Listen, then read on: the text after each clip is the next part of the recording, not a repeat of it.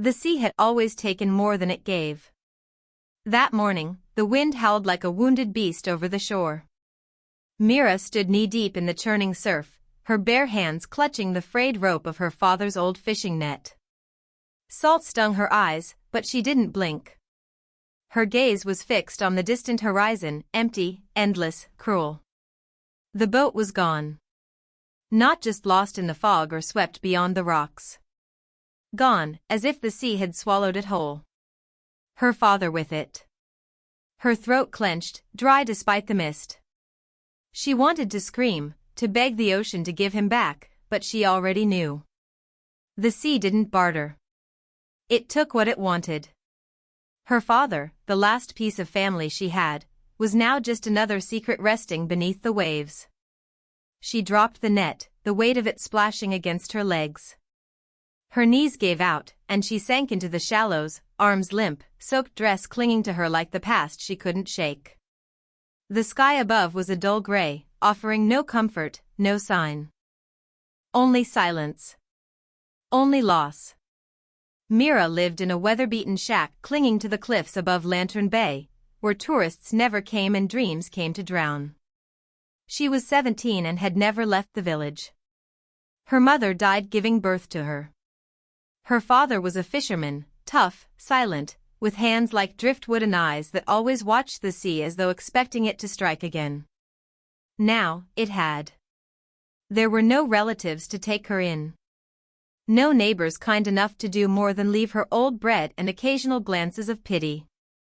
She survived on whatever she could catch, mussels, crabs, seaweed. Sometimes she sang to herself just to hear a voice. Sometimes she didn't speak for days. They said the women in her family were cursed. Mira believed them. The nights after her father disappeared grew colder, though summer hadn't ended. The stars above the bay seemed to flicker strangely, like something was moving just beneath them. She dreamed of water pulling her under, of eyes in the deep. And then came the whispering. It started as wind curling through the cracks in the shack, but it carried something else, language she didn't know but somehow understood. Words that weren't words. A voice both comforting and terrifying, like a lullaby sung too close to the edge of sleep.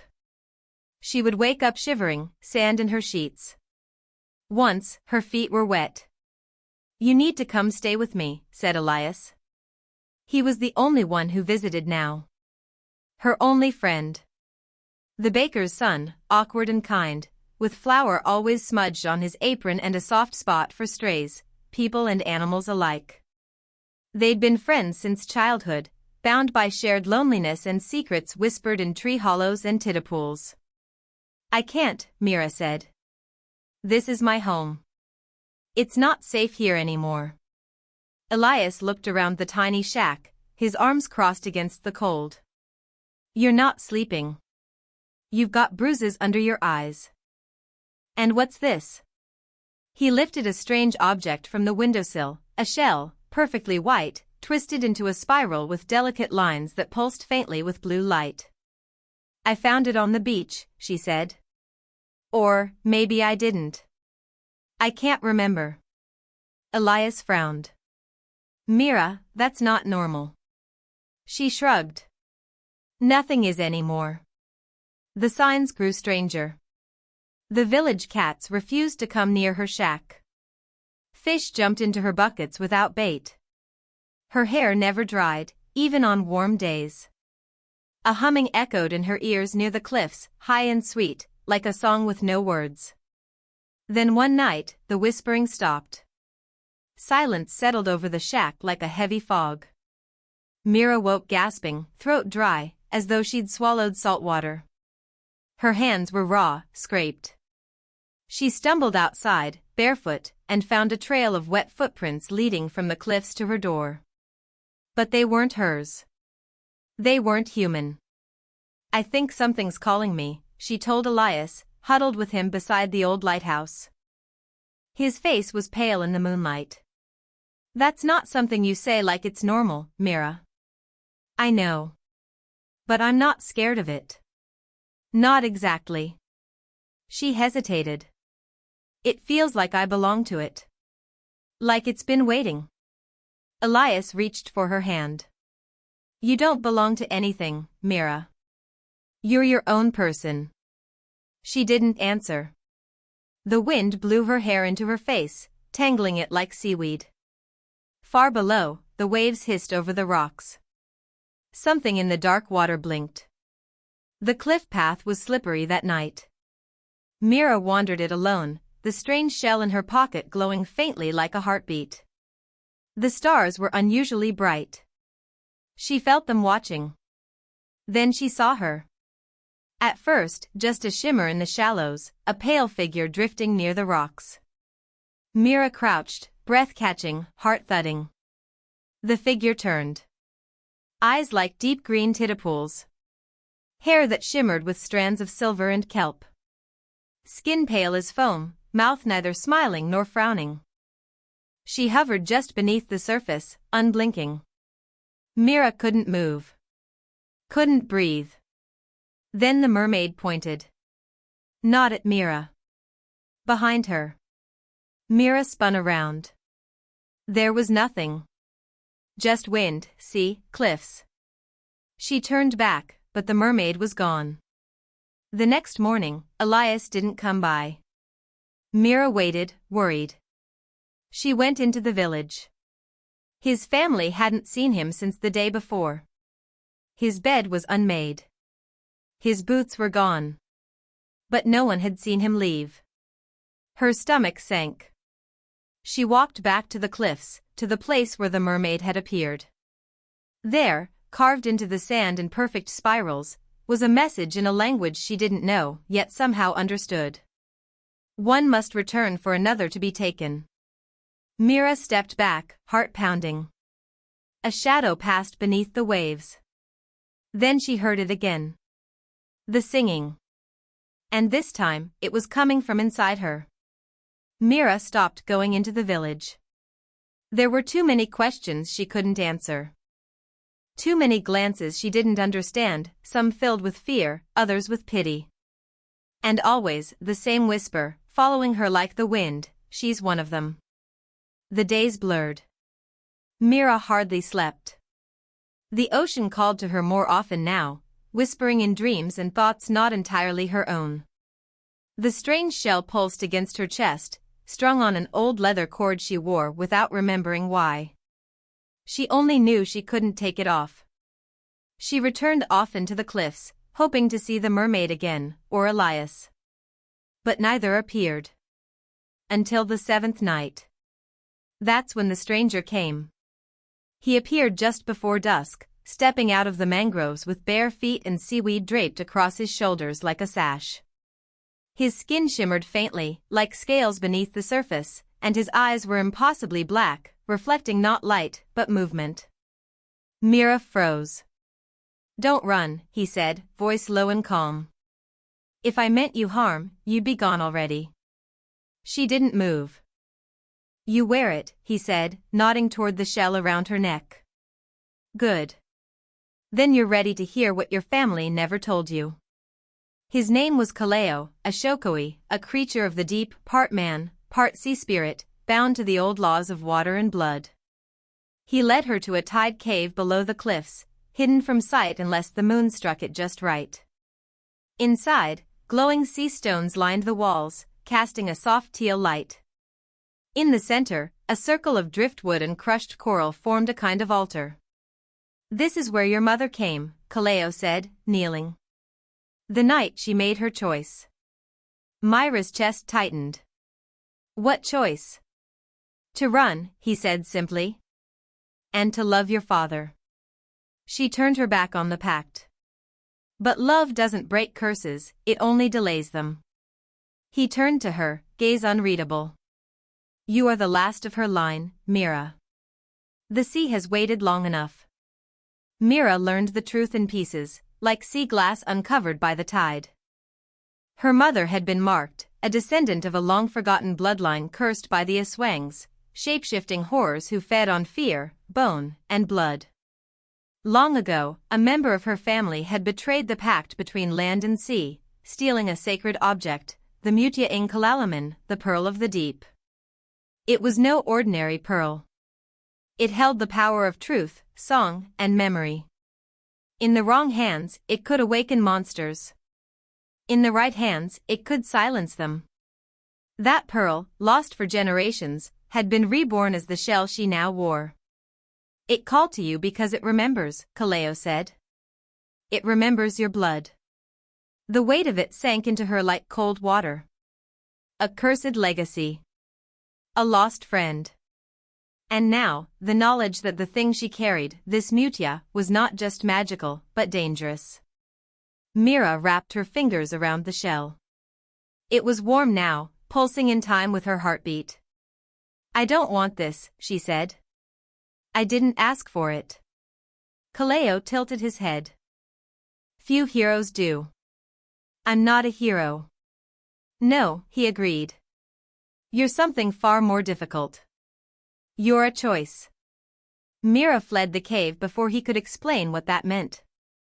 She walked the shoreline, waves brushing her ankles, eyes cast to the stars. She used to wish upon them. Now she wondered if they'd ever listened. Elias, where are you? She missed him more than she dared admit. Her dreams turned darker. She saw Elias, but his face was pale and wrong. His eyes were too wide, his smile too still. He stood in the fog, whispering her name, but when she reached for him, he crumbled like sand.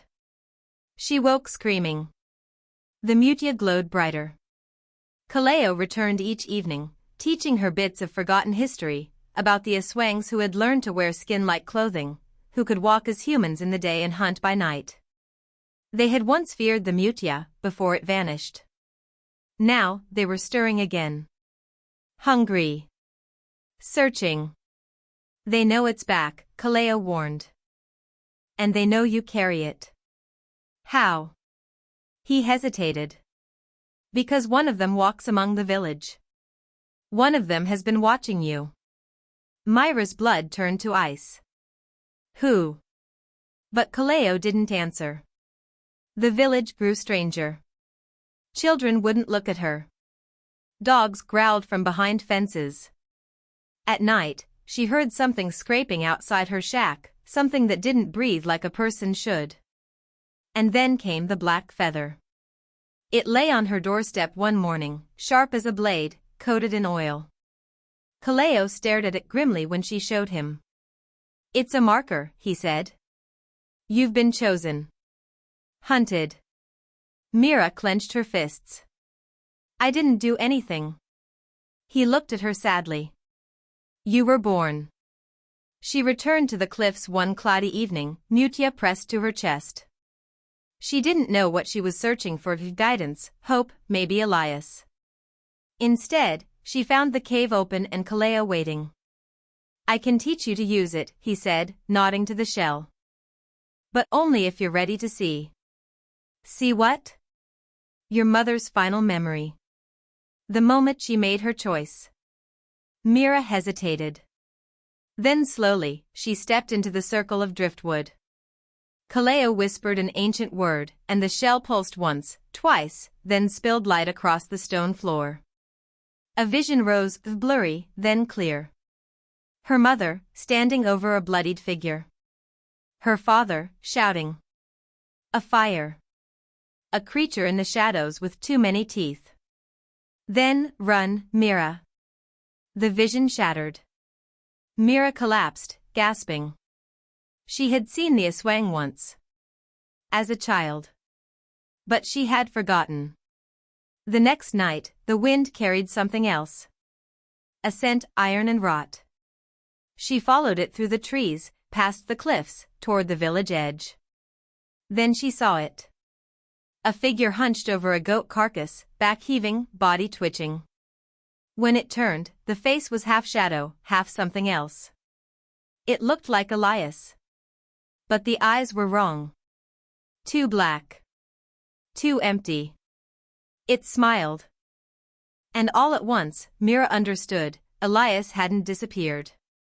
He'd been taken. Or worse. He'd become one of them.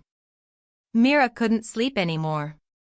Not because of nightmares, but because reality had become worse than any dream. She wandered the shoreline at night, Mutya clutched in her palm like a lifeline. Its soft glow barely pushed back the darkness, but it was something that hadn't yet lied to her. Unlike Elias. No, she told herself. That thing wasn't him. But how could she be sure? What if the boy who once shared pastries with her on rainy days, who walked barefoot beside her when the tide was low, was truly gone? What if the thing wearing his face remembered her? Loved her? Or worse, what if it didn't? Kaleo had offered no comfort. He may not even know what he is, the Shokoi had said. Some Aswangs are born that way. Some are made. Either way, they learn to hide. But I would have known, Mira whispered. Kaleo's silence said otherwise. She didn't ask again. The village no longer pretended everything was normal. People locked their doors before sundown. Windows were sealed with garlic and salt. An old man was found near the well, his skin drained pale, body stiff, eyes wide with terror. The whispers returned. It's her fault. The cursed girl. She brought it here. Mira didn't deny it. She wasn't sure they were wrong. That evening, Mira sat at the edge of the cliffs, legs dangling over the void, Mutya around her neck. Below, the waves churned with secrets. Above, the stars blinked like they were watching her fall apart. She traced her fingers over the shell. What do you want from me? The wind offered no answer. Only the memory of her mother's voice echoed, "Run, Mira." But there was nowhere left to run. She remembered being 6 years old, waiting for her father to return from sea. He was late, and the storm had rolled in hard. Her mother, so alive back then, wrapped her in a blanket, sat her by the fire, and told her stories of sea spirits and guardians that protected those who carried the ocean's mark. Mira had wanted to believe. But now, she wasn't sure if the ocean had marked her to save her, or to feed on her. She wandered toward the mangrove path, half hoping Kaleo would appear. Instead, the air turned wrong. Thick. Heavy. Still. The trees creaked in the breeze, but there was no wind. The ground grew soft, then too soft, like walking on flesh. Mira stopped. A figure stood between the mangroves. It didn't move. Didn't blink. She took a step back, and it mirrored her. Another step. Another mirror. Then it smiled, slow, wide, and wrong. She ran.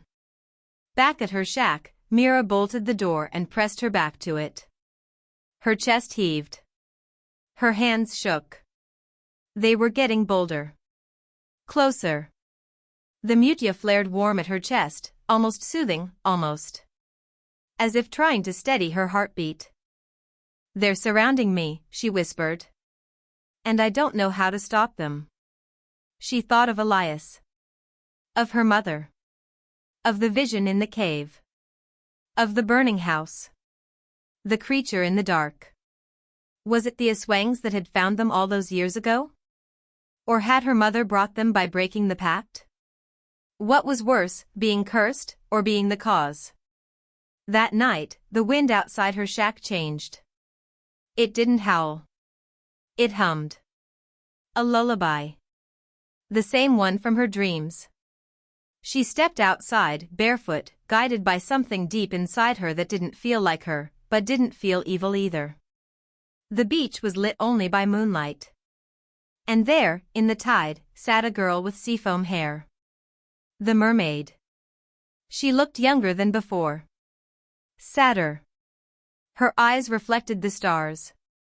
Mira stepped forward. Why are you here? The mermaid said nothing. She reached into the surf and lifted a small stone, blue, cracked, pulsing with light.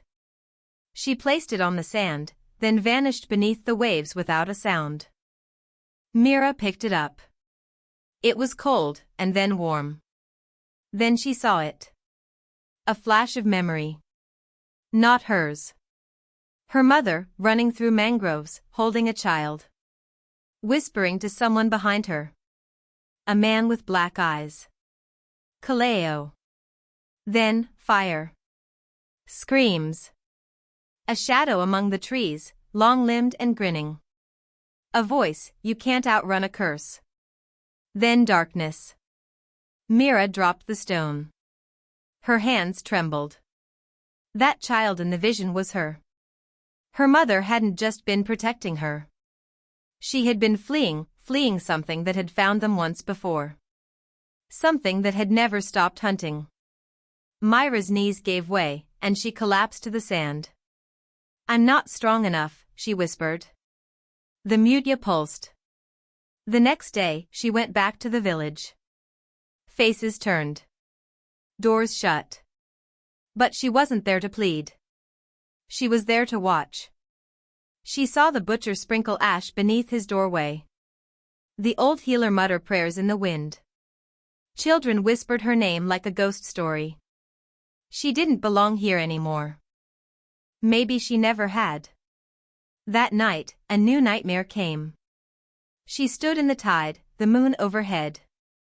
Elias stood across from her, hands outstretched. Come back, she said. Please. I am back, he said. But when she touched him, his skin peeled away, revealing the creature beneath. Its tongue was too long. Its eyes were too wide. It grinned. Then, Mira woke. But she wasn't in her shack. She was standing in the tide. Alone. Her heart thundered. She scrambled back, stumbling to the shore. Sand clung to her legs. Her dress was soaked. The Mutya burned against her skin. A sound behind her, wet footsteps. She turned. And saw Elias. No, not Elias. It was his face. His clothes. But his smile was still. Too still. Why are you running? He asked, voice low and kind and wrong. I know what you are, Mira said, backing away. He tilted his head. Then you know we don't have to fight. His voice was soft, coaxing. We could rule together. You have it, don't you? The pearl. Give it to me. She stepped back again, trembling. Why? She whispered. Because it doesn't belong to the sea anymore, he said. It belongs to the dark. Then he opened his mouth, far too wide. Mira screamed. Mira couldn't sleep anymore. Not because of nightmares, but because reality had become worse than any dream. She wandered the shoreline at night, Mutya clutched in her palm like a lifeline. Its soft glow barely pushed back the darkness, but it was something that hadn't yet lied to her. Unlike Elias. No, she told herself. That thing wasn't him. But how could she be sure? What if the boy who once shared pastries with her on rainy days, who walked barefoot beside her when the tide was low, was truly gone? What if the thing wearing his face remembered her? Loved her? Or worse, what if it didn't? Kaleo had offered no comfort. He may not even know what he is, the Shokoi had said. Some Aswangs are born that way. Some are made. Either way, they learn to hide. But I would have known, Mira whispered. Kaleo's silence said otherwise. She didn't ask again. The village no longer pretended everything was normal. People locked their doors before sundown. Windows were sealed with garlic and salt. An old man was found near the well, his skin drained pale, body stiff, eyes wide with terror. The whispers returned. It's her fault. The cursed girl. She brought it here. Mira didn't deny it. She wasn't sure they were wrong. That evening, Mira sat at the edge of the cliffs, legs dangling over the void, Mutya around her neck. Below, the waves churned with secrets. Above, the stars blinked like they were watching her fall apart. She traced her fingers over the shell. What do you want from me? The wind offered no answer. Only the memory of her mother's voice echoed, "Run, Mira."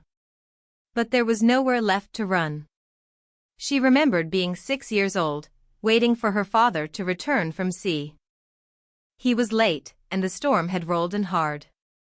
Her mother, so alive back then, wrapped her in a blanket, sat her by the fire, and told her stories of sea spirits and guardians that protected those who carried the ocean's mark.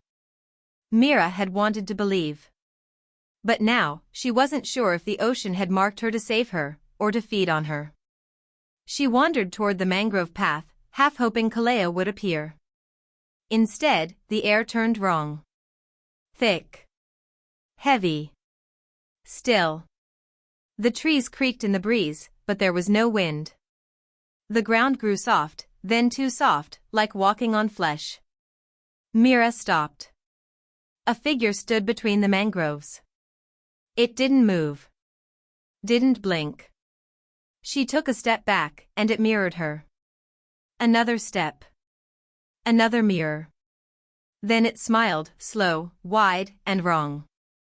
She ran. Back at her shack, Mira bolted the door and pressed her back to it. Her chest heaved. Her hands shook. They were getting bolder. Closer. The mutia flared warm at her chest, almost soothing, almost. As if trying to steady her heartbeat. "They're surrounding me," she whispered. "And I don't know how to stop them." She thought of Elias. Of her mother. Of the vision in the cave. Of the burning house. The creature in the dark. Was it the Aswangs that had found them all those years ago? Or had her mother brought them by breaking the pact? What was worse, being cursed, or being the cause? That night, the wind outside her shack changed. It didn't howl. It hummed. A lullaby. The same one from her dreams. She stepped outside, barefoot, guided by something deep inside her that didn't feel like her, but didn't feel evil either. The beach was lit only by moonlight. And there, in the tide, sat a girl with seafoam hair. The mermaid. She looked younger than before. Sadder. Her eyes reflected the stars. Mira stepped forward. "Why are you here?" The mermaid said nothing. She reached into the surf and lifted a small stone, blue, cracked, pulsing with light. She placed it on the sand, then vanished beneath the waves without a sound. Mira picked it up. It was cold, and then warm. Then she saw it. A flash of memory. Not hers.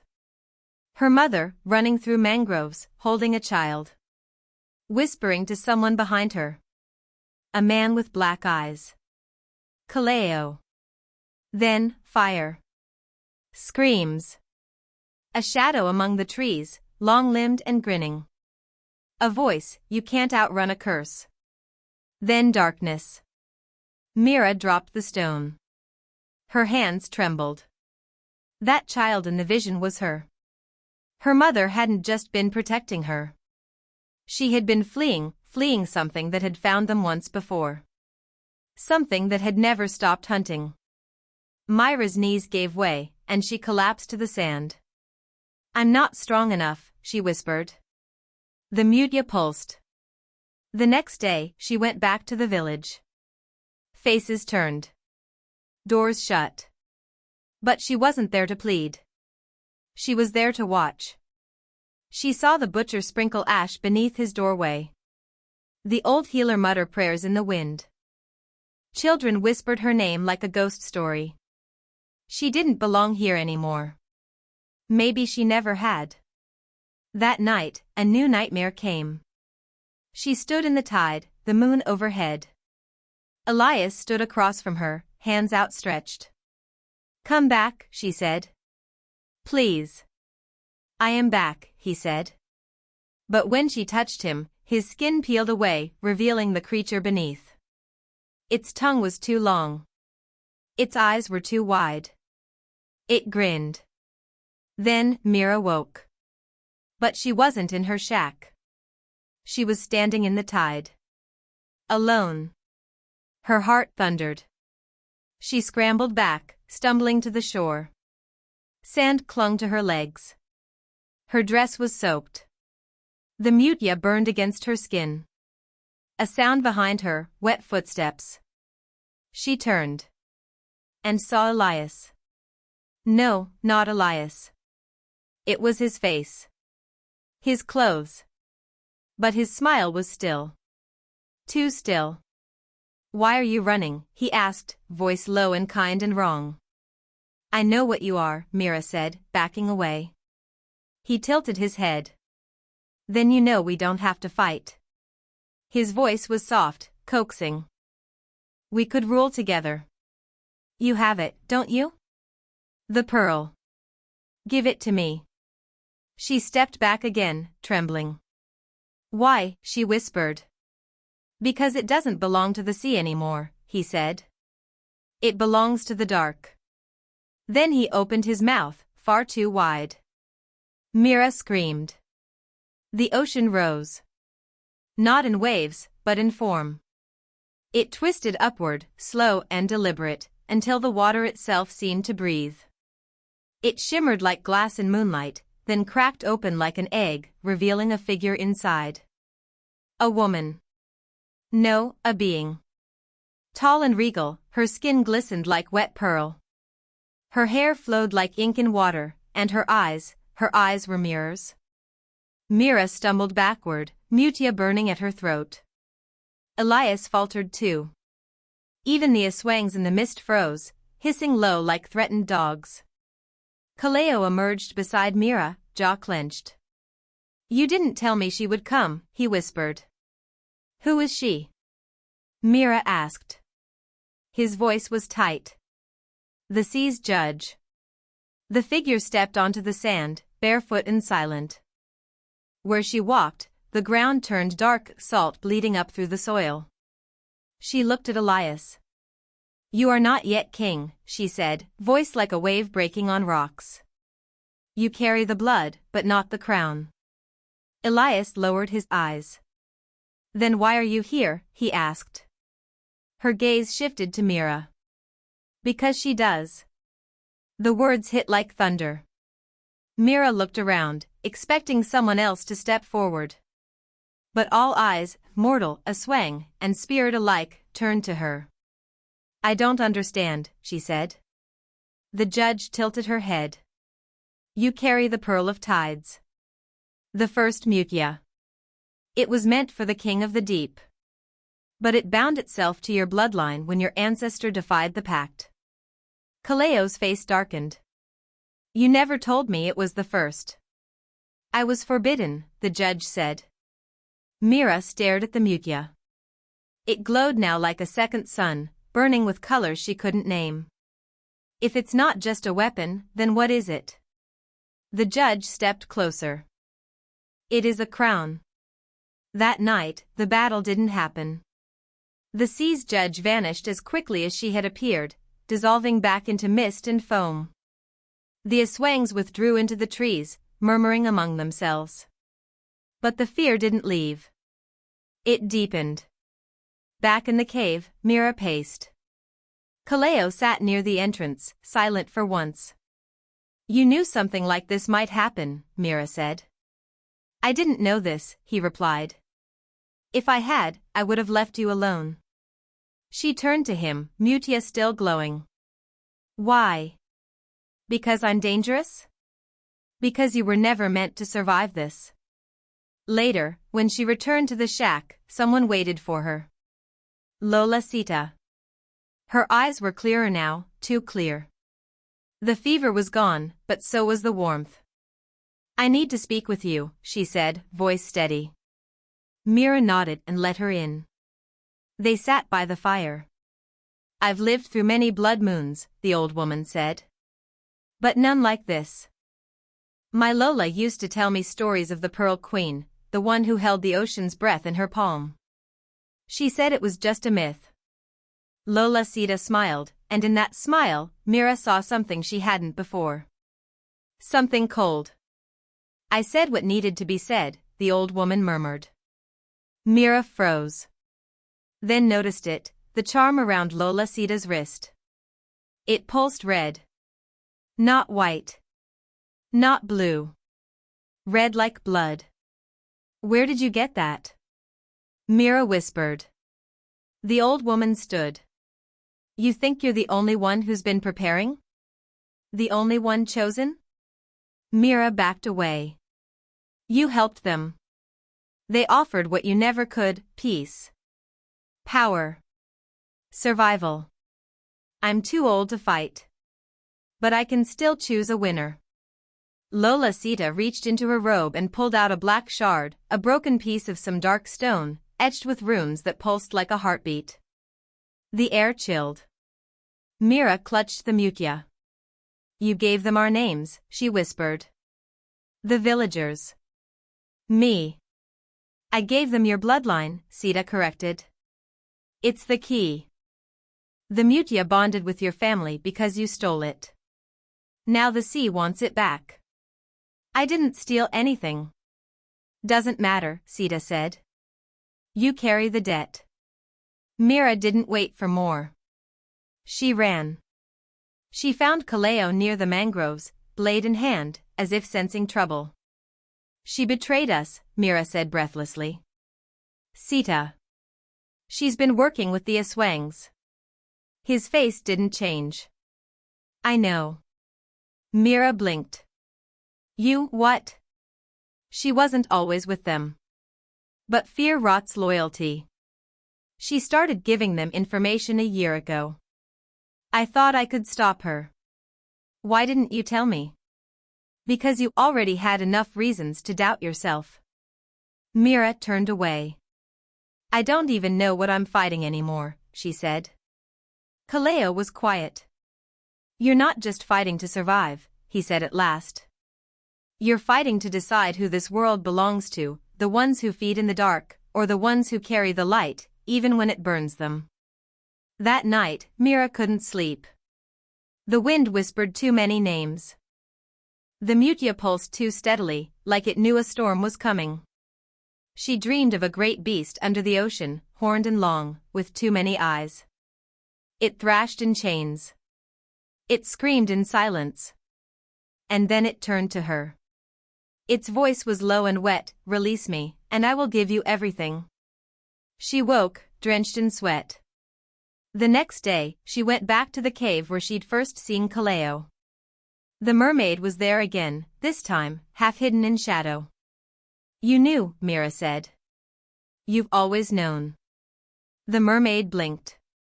Do you want to win? She asked. Mira hesitated. Yes. Then you must break the seal. What seal? The mermaid held out her hand, and from her palm rose a vision, the mutya, cracked in half. The sea rising. The sky bleeding. And from the waves, a new figure, not Elias. Not Kaleo. A woman in white, with Myra's face, but no eyes. Mira recoiled. What does it mean? But the mermaid was gone. By dusk, the forest was burning. Villagers fled toward the cliffs, chased by howls that didn't belong to animals. Kaleo met her at the base of the cliff, blood on his shoulder. They've started, he said. Mira looked out at the flames. What do we do? We hold the line. Then he hesitated. There's something else. What? I found something. In the sea. A name carved in coral. The same as yours. But it was hundreds of years old. Mira stared. What does it mean? I think you've been here before. The sea groaned. Not like waves on rock or wind through trees, but like something ancient and waking from sleep. From the cliffs, Mira watched the world tear open. The forest below was ablaze. Shadows moved between the flames, half human, half nightmare. Aswangs, dozens of them, their forms warped and wild beneath the blood-red moon. Kaleo stood beside her, his blade slick with ichor, a wound across his brow. The wind carried screams up from the beach, where villagers fought with spears, torches, and whatever hope they had left. And above it all, floating just off the shore, stood Elias. But he wasn't Elias anymore. His skin shimmered like moonstone. Gills fluttered at his neck. A crown of barnacles sat above his brow, and behind him, waves churned in unnatural patterns. The sea bowed to him. The sea's judge had named him not king, but vessel. And now, he had become something more. Or something less. Mira stepped forward, Mutya blazing at her throat. It pulsed in sync with the waves, as if both knew what was coming. Elias turned. "You came," he said, voice deeper now, almost too. "Why are you doing this?" she shouted over the wind. "To free us," he said. "To end the curse. To give the sea back what your family stole." "We never stole anything." He pointed at the Mutya. "That pearl was never yours. The pact was broken by blood. And now, it must be paid by blood." "I've seen what this ends in," Mira said. "You drown the world to avenge it. That's not justice. That's vengeance." Elias tilted his head. "Isn't that what you want too?" A scream echoed behind them. Kaleo turned, 3 Aswangs charged up the slope, teeth like bone needles. He leapt to meet them, blade dancing.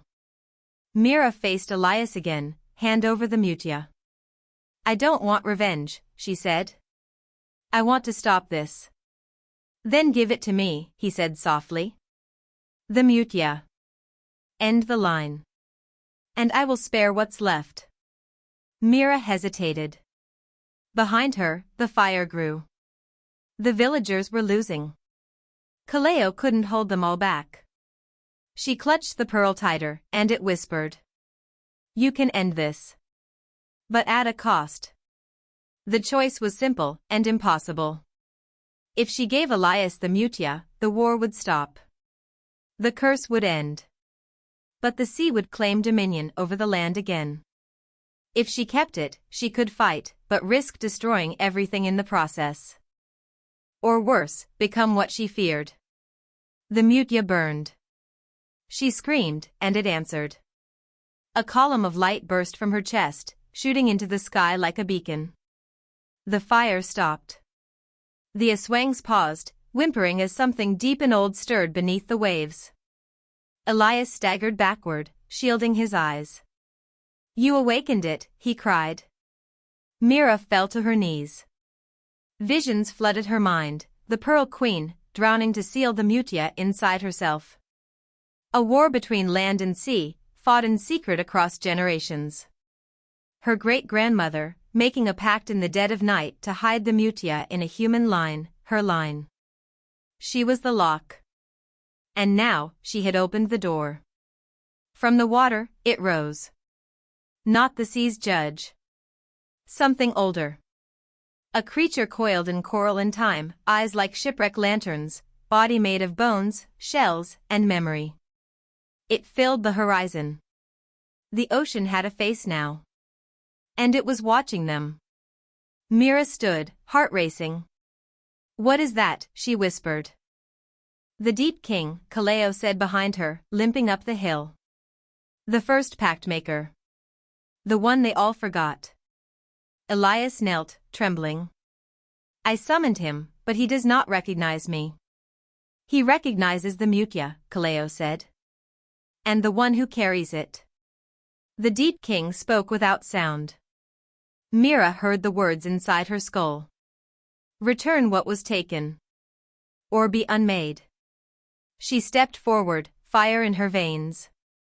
"I'm not your enemy," she said. "But I'm not your servant, either." The sea rumbled. "You wear the thief's blood." Mira held up the Mutya. "She tried to save you. Not steal from you. She sacrificed herself to end the war." The king paused. Then turned his gaze to Elias. "And he seeks only power." "No." Elias cried, rising. "I seek balance. I seek justice." "You seek vengeance," Mira said. "And I'm done carrying your rage." The Mutya cracked. Not fully, but a hairline fracture ran through its center. Mira felt the choice solidify. She could release its full power, drown the world in cleansing light, destroy the curse, and possibly herself. Or she could seal it again. Let the pain continue. Wait for the next blood moon. Kaleo limped beside her, eyes searching hers. You don't have to do this, he said. There might be another way. She looked at the burning forest. At the terrified villagers. At Elias, crying out to a god who didn't answer him. Then she looked at Kaleo. I think there never was another way. She held the mutia to her heart and let it break. Light exploded. Not fire, not heat, in memory. The sound of waves. A lullaby in a language older than tongues. Faces flashed in the air around her, the Pearl Queen. Her mother. Herself as a child. Then, silence. When the light faded, the fire was gone. The Aswangs had vanished, scattered or dissolved into mist. The Deep King? Gone. A dream again. And Elias, he lay on the shore, human once more. His crown shattered. His eyes wet with tears. Mira approached him. I tried, he whispered. I just wanted them to see. I know, she said gently. But sometimes, healing isn't loud. She turned to Kaleo. What happens now? He looked up at the stars. They'll come again. Someday. But not tonight. And the mutia? She opened her palm. Nothing. Only a shimmer of dust. It was gone. Freed. But as they walked back through the now silent forest, Kaleo paused. Did you see it? He asked. Before the end? What? He looked at her with awe. Your eyes. They weren't yours. Mira blinked. What do you mean? They were the Pearl Queen's. The village was quiet for the first time in weeks. Not silent, never silent, but peaceful. The sounds of hammers rebuilding huts, children laughing in the distance, and waves rolling in slow, deliberate sighs painted a picture Mira never thought she'd see again. The trees still bore the burn marks from the fires. Some homes were gone entirely. But the people were alive. Changed, but breathing. That was more than she dared to hope for. Mira sat by the tide pools where it had all begun. The stars above were brighter now. Or maybe she just saw them differently. The sea, once a source of terror and longing, was quiet. Patient. She ran her fingers through the water. For a moment, it shimmered where her hand touched it, like it remembered her. But the mutia was gone. Broken by her own choice. Its power had flowed back into the sea, into memory, into silence. And it had taken something with it. Elias had left that morning. No words, no farewell. Just footprints leading down to the beach and a small pile of shells where his bed once lay. Kaleo had said little. Just a quiet nod, a look Mira couldn't read, and then he too disappeared into the woods with his blade and a satchel of herbs. The village needed time. So did she. And so, she sat beneath the stars, alone. The wind picked up, carrying the scent of salt and earth. A memory returned, her mother humming on stormy nights, combing Myra's tangled hair and whispering stories of creatures in the sea. You have the ocean in your blood, she used to say. That's why you're always listening to things no one else hears. Back then, Mira thought it was just poetry. Now, she knew better. She heard footsteps crunching behind her. Lena. Her friend sat beside her in the sand, drawing circles with a stick. You could leave, you know, Lena said. You don't owe anyone anything. Mira shook her head. I don't want to leave. Not yet. Lena nodded, understanding more than Mira said. Did you love him? She asked, quiet as the sea. Mira didn't answer right away. I loved who he used to be. Before the crown. before the sea twisted him. Lena looked at her sideways. And now? I don't know. Maybe I still do. But that love isn't enough to forget what he tried to become. They sat in silence. Later, Mira wandered to the old tree near her home, the one with roots that split the earth open, as if even nature couldn't hold its weight. She ran her hand along the bark. It pulsed faintly under her skin, like a heartbeat. Something deep still slept beneath this land. Something ancient. But not malevolent. Just waiting. In the weeks that followed, the village came together in ways they hadn't in years. The families who had hidden secrets now shared stories. The old women whispered prayers to the sea again, not out of fear, but reverence. Even the children stopped throwing rocks at the waves. They knew now. They remembered. Mira helped rebuild the healer's hut, learned to mix herbs with Kaleo's scrolls, and for the first time, felt rooted, not because she had nowhere to go, but because she chose to stay. One night, as the moon reached its highest point, she stood on the shore again, feet sinking into the wet sand. A whisper drifted over the water. Not words. A lullaby. The same one her mother used to sing. Her chest tightened. She looked out and thought she saw a shape just beneath the waves, fins, maybe. A flicker of blue. A silhouette watching, then fading. She didn't run. She didn't speak. She just smiled. That night, she dreamt of stars falling into the ocean, and the ocean catching them like a mother catches her child. Spring arrived. Kaleo returned, carrying new scrolls, more battle scars, and a slight limp. He said nothing when he saw Mira. Just smiled, nodded, and unpacked his things beside the healer's fire. They worked in rhythm, him with his herbs and blades, her with her instincts and sea sense. She didn't need the Mutya anymore. She was the Mutya now. One day, a traveler came to the village. A girl with salt-stained skin and haunted eyes. She spoke of strange dreams, of voices in the waves, of a hunger growing in the islands. Mira listened. And when the girl finished, Mira handed her a bowl of broth and said gently, "You're not alone." Because she remembered. The fear. The confusion. The feeling of being chosen for something you never asked for. Later that evening, the girl sat with Lena by the fire, laughing softly. Kaleo sharpened his blade nearby, eyes always watching the horizon.